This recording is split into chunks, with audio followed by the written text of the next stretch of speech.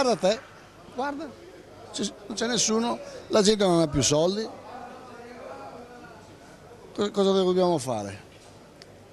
È un momento più critico di così, io da 50 anni che sono qua non l'ho mai visto. Le parole di Gianni, commerciante del sottosalone di Padova di lungo corso, racchiudono il malessere che il mercato delle piazze padovane sta vivendo.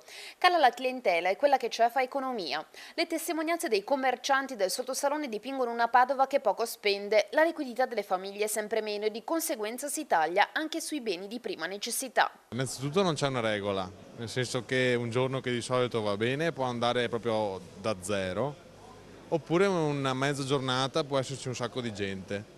Questi sono gli ultimi dati che ho visto io.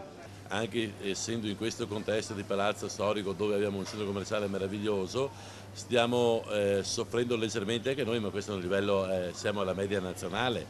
Ci difendiamo, però la crisi si sente anche qua sotto.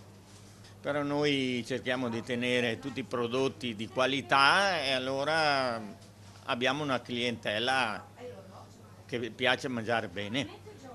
Nonostante la difficile situazione, i commercianti del sottosalone ci tengono la propria clientela e propongono l'arte del gusto, una domenica all'insegna della degustazione, della musica e del divertimento, in programma per il 13 ottobre a partire dalle 10. Come ormai di consuetudine, la metà di ottobre noi facciamo la festa del salone e quest'anno lo facciamo in formula diversa e ci saranno attrazioni per i bambini, trucca bimbi, gonfiabili, musica per i bambini, ci sarà un saggio del Pollini e di conseguenza varie attività che verranno fatte fuori in piazza. E i negozi del salone aperti per la clientela, chi ci vuole venire a trovare, a salutare, e ci saranno assaggi, ci saranno delle formule di scontistica, di promozione di prodotti, un po' di tutto insomma.